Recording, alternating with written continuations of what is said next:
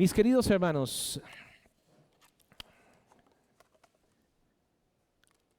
hemos visto que Dios está presente de manera especial en la iglesia. Y tocamos el texto de Mateo 18:20. Alguien que me diga qué dice Mateo 18:20. Sin mirar, ¿no? ¿Qué dice Mateo 18:20? ¿Quién levanta la mano? ¿O preguntamos? Allá, hermano Cristian, ¿qué dice Mateo 18:20?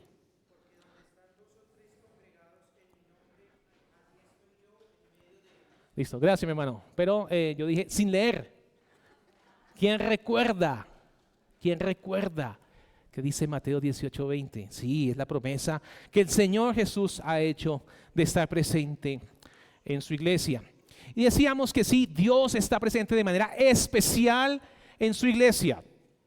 Pero también estábamos haciendo referencia que la presencia de Dios nunca está ausente, Él siempre está presente, Él es omnipresente, Él está en todo lugar.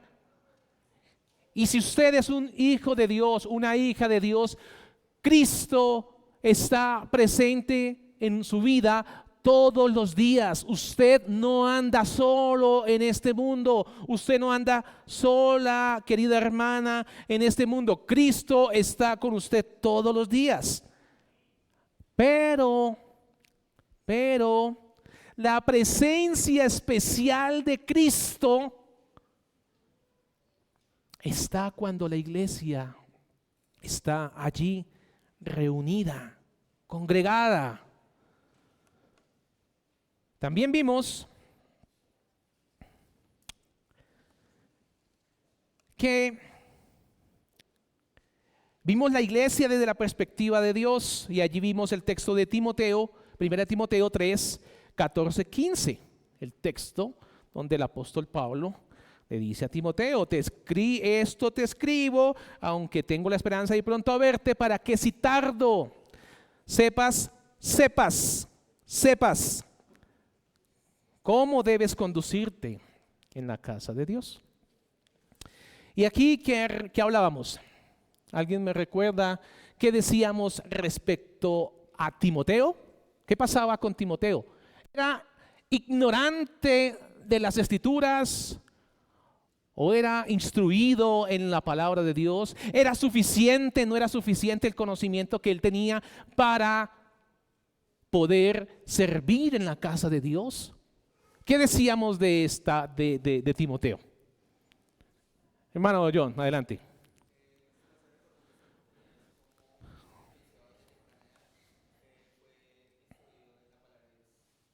Sí.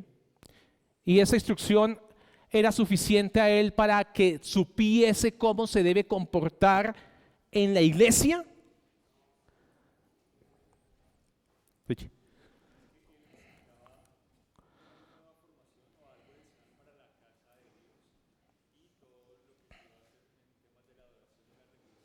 Así es. Timoteo tenía bastante instrucción y formación por parte de su mamá y por parte de su abuela, pero no era suficiente. No era suficiente. Él necesitaba un conocimiento y una formación y una capacitación especial para servir en la casa de Dios. Y ahí el apóstol Pablo le está dando instrucción y allí vimos unos textos bíblicos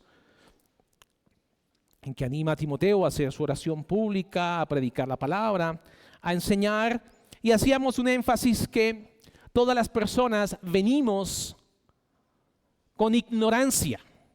Todos venimos con ignorancia hasta que somos instruidos de cómo debemos adorar a Dios. Y que debemos tener cuidado de tener un corazón rebelde. Que una cosa es ser ignorante de no sé cómo se hace, quiero aprenderlo, quiero escuchar a la luz de las Escrituras cómo se adora a Dios. Y otra cosa es después de que soy instruido, irme en rebeldía y continuar con mi anhelo de adorar a Dios a mi manera. Un idólatra. Adorando. Y Dios es de su imaginación. ¿Recuerdan qué mandamiento es? ¿De la ley moral?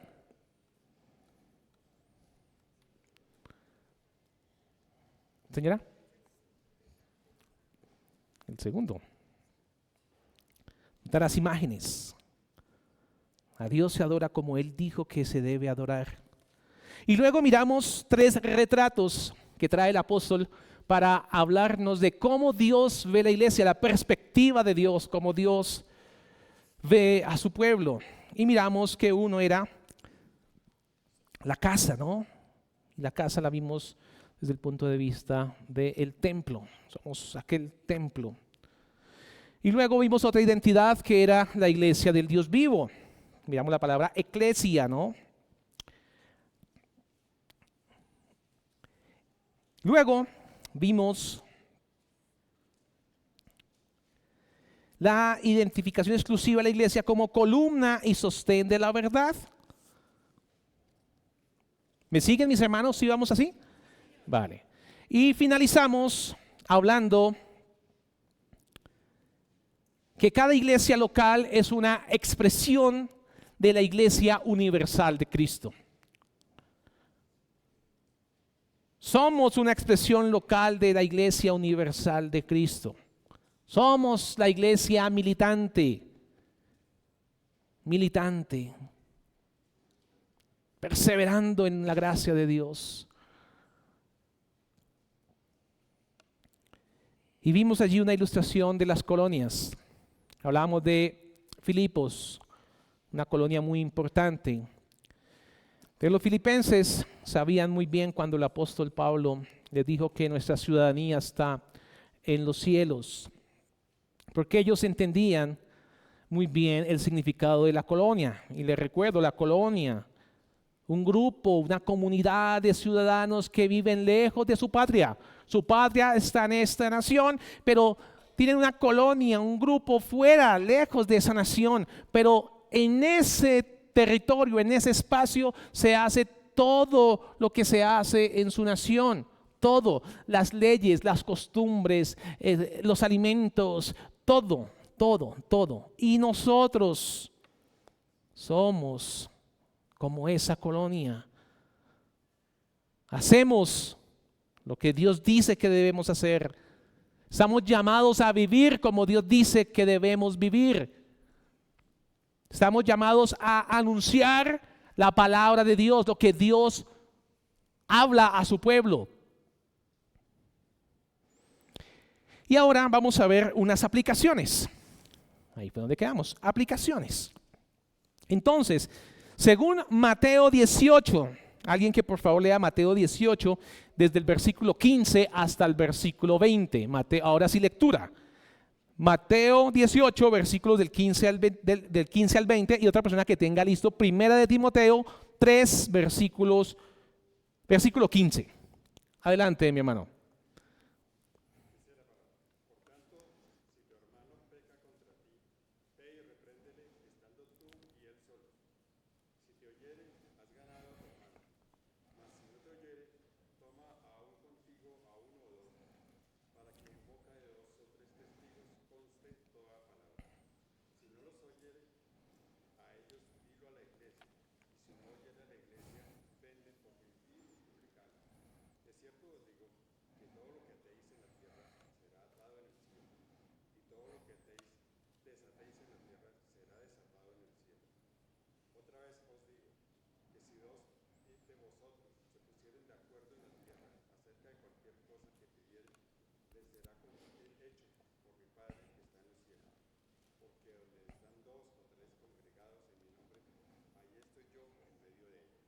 Gracias, mi hermano. Y ahora recordemos 1 Timoteo 3:15.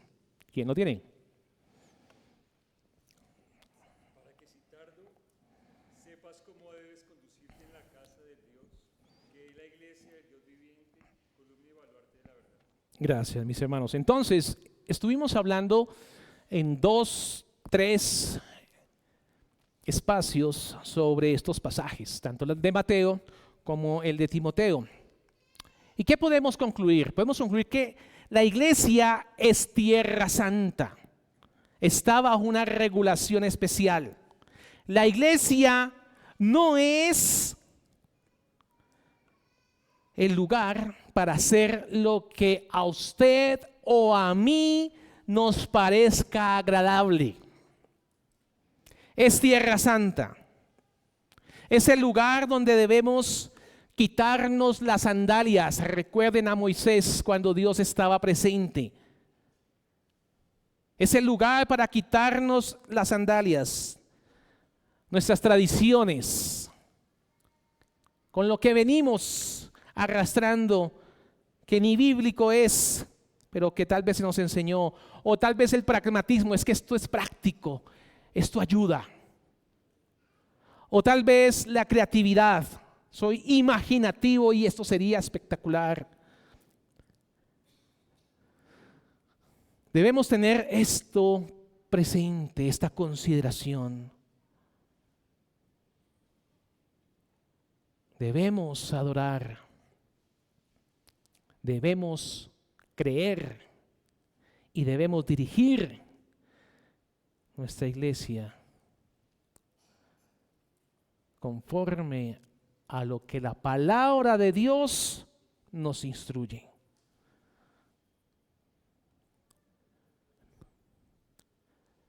Todo está sometido a su palabra. La iglesia no es mi casa. La iglesia no es mi hogar. La iglesia no es mi casa, es la casa de Dios. Le pertenece a Él, no a nosotros.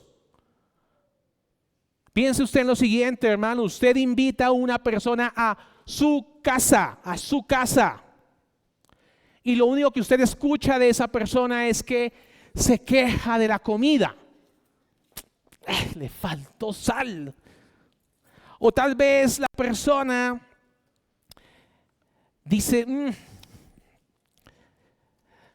no me gusta la organización de esos cuadros que tiene el hermano. Es que esos cuadros tan pintorescos a mí la verdad no me gusta. No me gusta esa organización como tiene aquí la sala. Y usted coge el cuadro de la sala y se lo pone para en la pieza. Y trae el de la pieza y se lo acomoda en la sala. Y se pone con sus comentarios, es que en mi casa lo hacemos así y así. Tal vez usted podría pensar dentro de sí mismo y no decirle nada a aquel invitado. Y usted puede decir, tal vez es que este invitado es un poco grosero. O tal vez fue impertinente. No debió haber hecho eso. Recordemos, si eso lo hacemos nosotros en la casa de los mortales, de nosotros los hombres, y pensamos de esa manera, ¿qué pensará Dios de hacer en su casa lo que nosotros creemos que se debe hacer? Yo creo que no debo hablar más de eso, que ya se entiende. Segunda aplicación.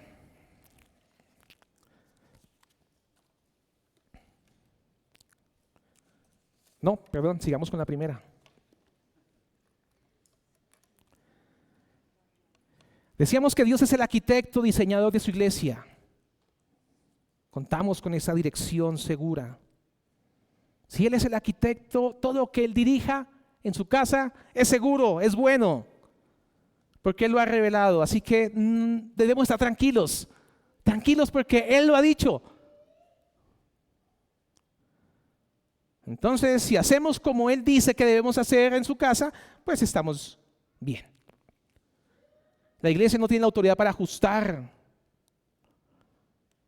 nada a nuestros gustos particulares.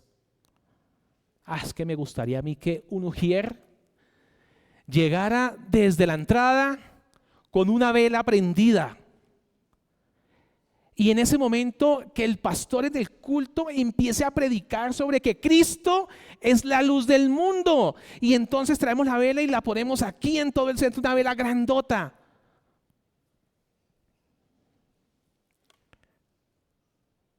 Tal vez la idea parezca atractiva. Tal vez es emocionante. Sí, estamos viendo. Tal vez diga alguien, no, y sí, puede edificar, porque algunos hermanos pueden pensar, claro, Cristo es la luz del mundo. Pero si no ha sido ordenado por Dios, no se hace. No se hace.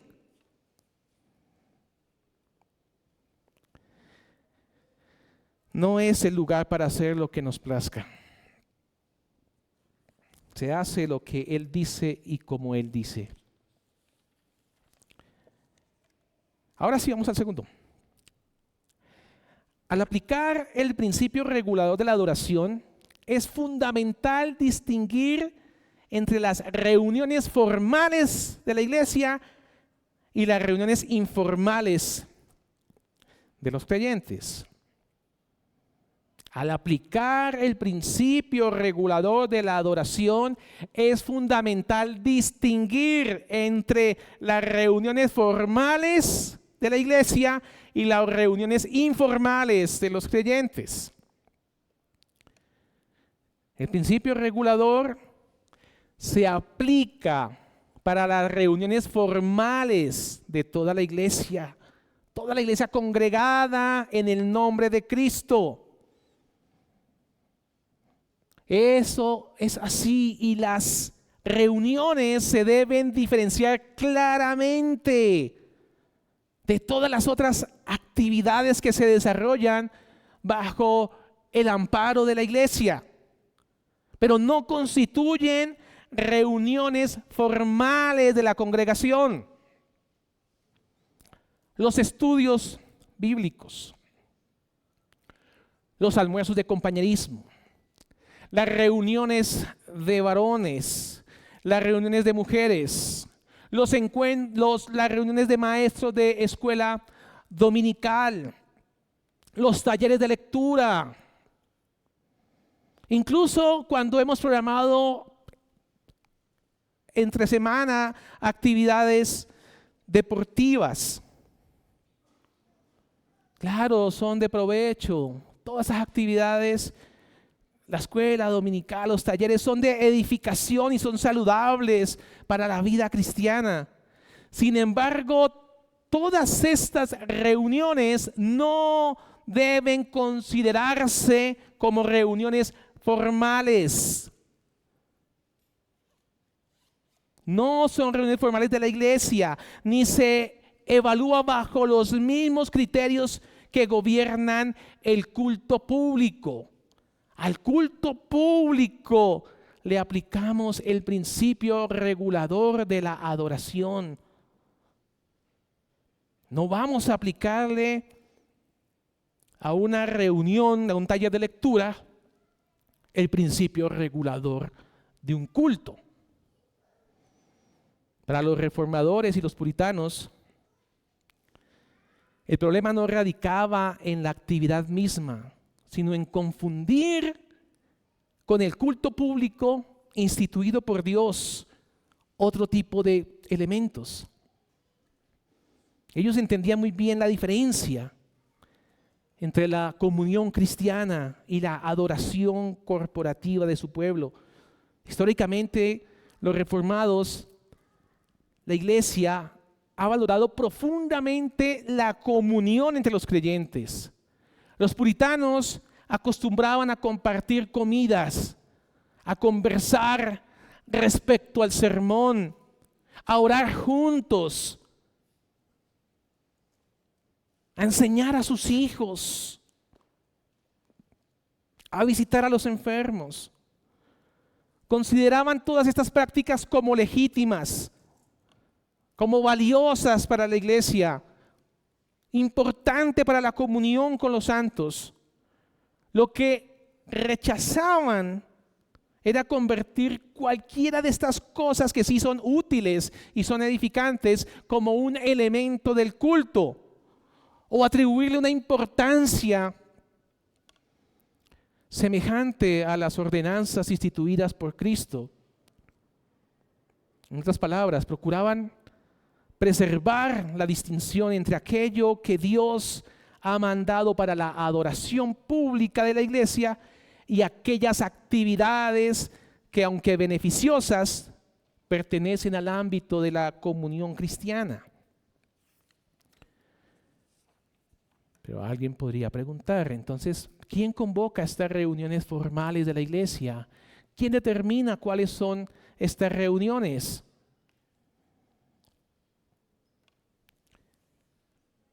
Dice el pastor Sam Waldron, corresponde a los ancianos de la iglesia ejercer esta responsabilidad sobre la base de los principios establecidos en las Escrituras. Ellos deben discernir y decidir cuándo una reunión es convocada para realizar aquellas tareas que Cristo ha encomendado oficialmente a su iglesia. Vamos a nuestra tercera aplicación. Cuando aplicamos el principio regulador de la adoración, es importante conocer que las reuniones formales de la iglesia tienen un inicio y una conclusión, y debe ser claramente definido. Por esta razón, usted se da cuenta que quien preside el culto, el pastor, él hace con la autoridad que el Señor le ha dado una convocatoria formal. Esas primeras palabras que usted escucha cuando empieza el culto, usted no puede ser irreverente y no tener presente que esa parte es sumamente fundamental. Esta convocatoria formal es el llamado al pueblo a adorar a Dios. Fíjese usted, cuando empieza el culto, ¿qué palabras se expresan en el momento en que va a empezar nuestro culto a Dios? Ese llamado que se hace a la adoración a Dios no es para que usted, es que yo estoy distraído, entonces me están haciendo un llamado para que ahora me concentre en el culto que va a continuación. No, mis hermanos.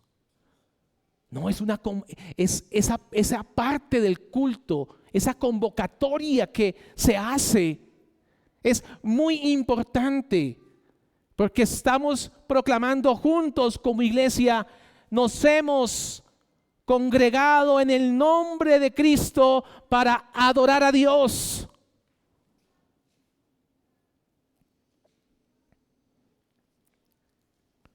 Entonces, mis hermanos, esa convocatoria formal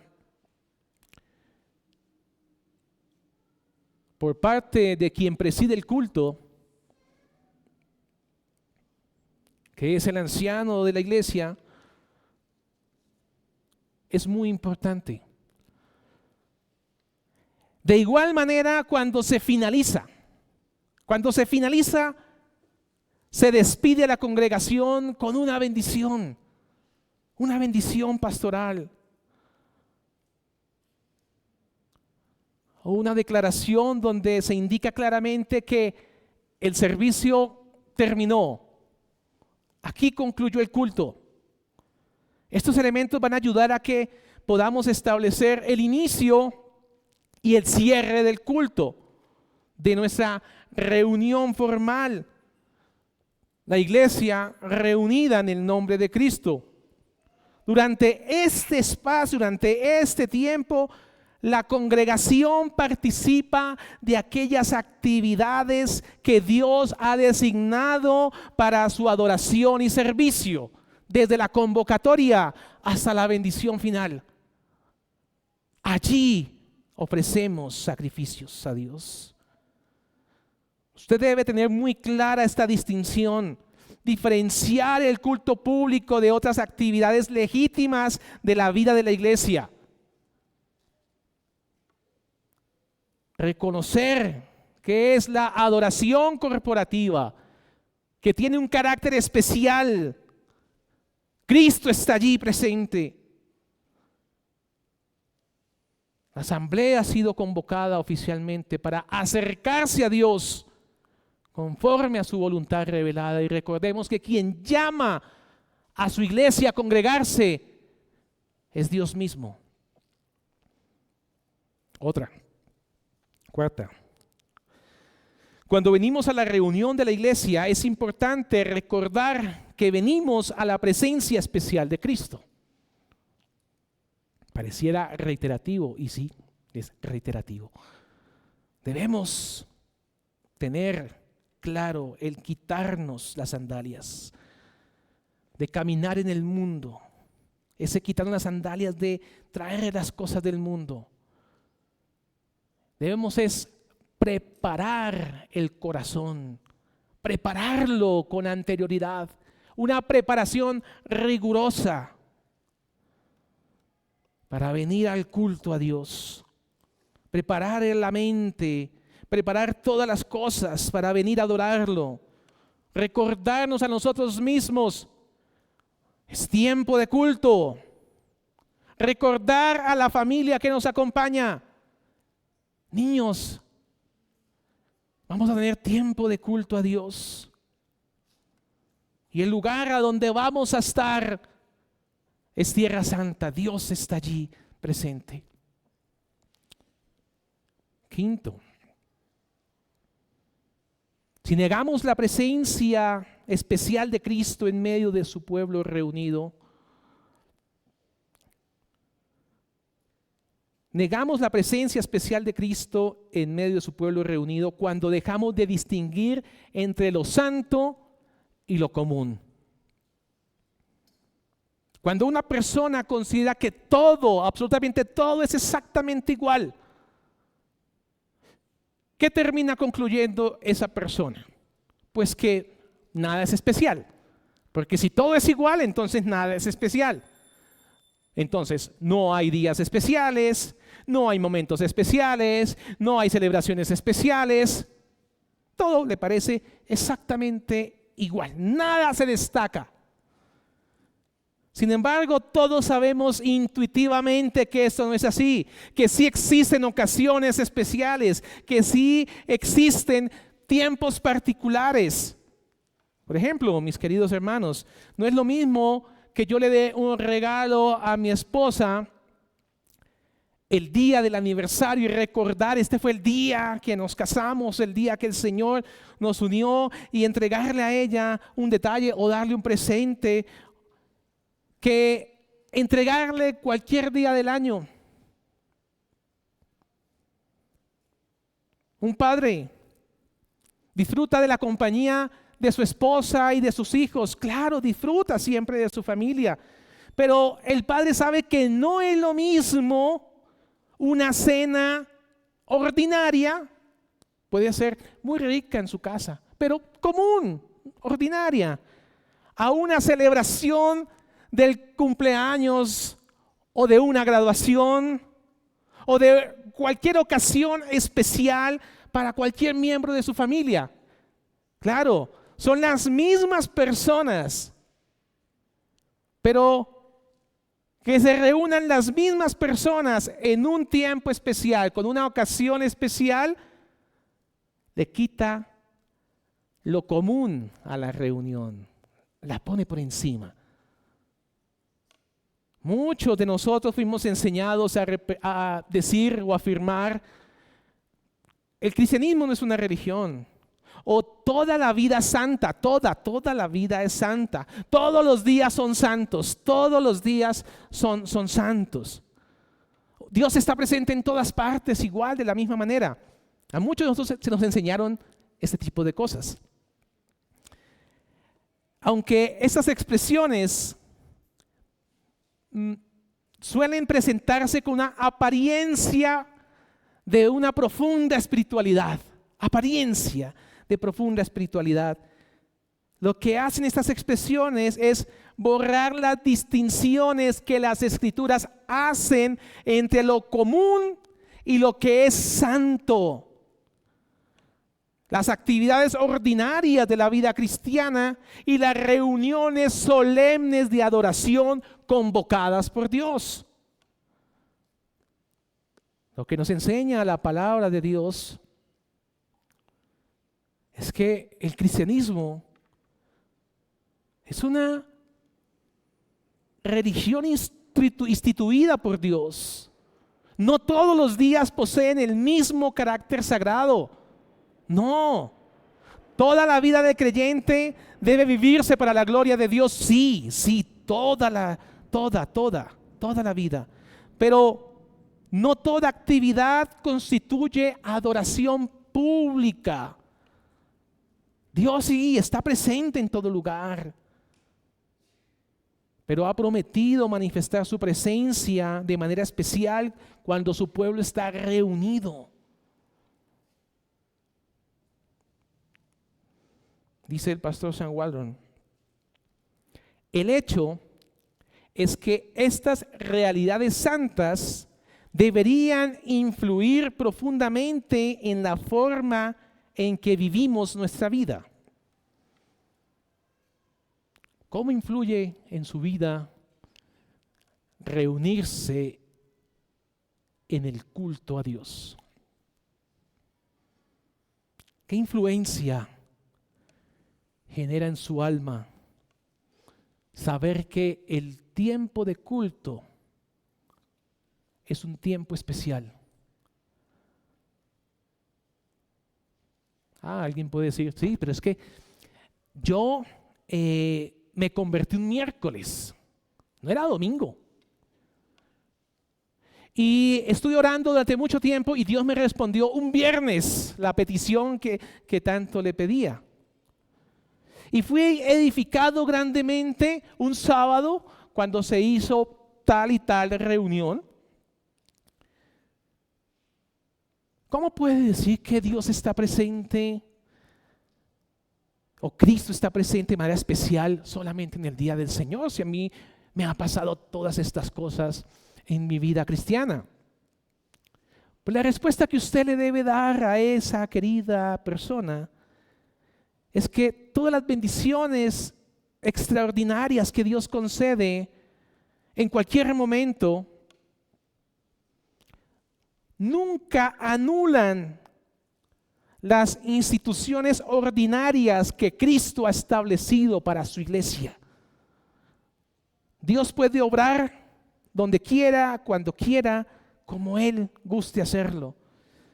Sin embargo, no elimina el carácter especial de los medios de gracia, el culto público, las reuniones formales que Él mismo ha ordenado para su pueblo. Reconocer esta distinción no limita la obra de Dios. Por el contrario, lo que usted y yo estamos haciendo es honrar la sabiduría de aquel que ha decidido apartar tiempos, reuniones, para que Él se haga presente de manera especial. Honremos su sabiduría. Si Él lo ordenó así, es porque conviene para su pueblo. Miremos otra. La presencia especial de Cristo en medio de su pueblo reunido nos anima a usar con diligencia los medios públicos de gracia. Muchos dicen que tal vez su comunión privada es muy importante y le dan mucha relevancia a su comunión privada. Claro, todos debemos tener una comunión privada constante entre semana con el Señor y crecer espiritualmente. Pero no podemos perder que Cristo está presente en su iglesia de manera especial cuando la iglesia se reúne Sí, valoremos nuestra comunión privada con el Señor y esforcémonos en la oración. Eso hay que hacerlo. Pero no le restemos importancia, sino démosle la importancia que corresponde a la reunión que tenemos como iglesia. Siga en su oración privada, auméntela. Su lectura personal en las Escrituras, auméntela. Su adoración familiar en su hogar, auméntelo. Pero tenga muy claro la promesa de Cristo, la presencia de Cristo en su pueblo reunido. Una promesa que no encuentra usted en su devocional personal.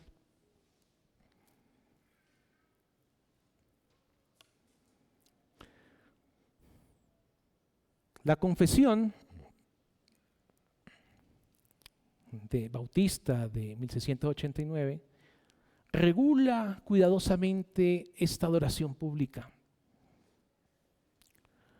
Y lo que hace es procurar que la iglesia adore a Dios únicamente de la manera que Él ha ordenado. Que aprovechemos lo mejor posible el día del Señor. Lo mejor posible, cada tiempo, cada espacio que la iglesia ha organizado para la comunión, para la enseñanza, para la edificación. Aprovechémosla, pero tengamos muy, muy en claro el tiempo de culto que tenemos en nuestra iglesia, ya sea en la mañana, ya sea en la tarde. Demos la dignidad que merece el culto a Dios. Dejémoslo hasta ahí y retomamos Dios mediante el próximo domingo. Oremos. Padre Celestial, te damos gracias, Señor, por tu palabra que guía, ilumina, instruye, dirige a tu pueblo y es una guía segura. Gracias, Señor, por hablar a tu pueblo. Te pedimos, Señor, que cada vez más podamos tener el corazón inclinado a adorarte como tú quieres ser adorado. Que abandonemos las cosas que se oponen a tu mandamiento y que vengamos delante de ti con un corazón sincero, anhelando exaltarte. Te damos gracias, Padre Celestial, por este santo día y por el tiempo de culto que ahora viene. Te damos a ti la gloria, Padre, en el nombre de Jesús. Amén.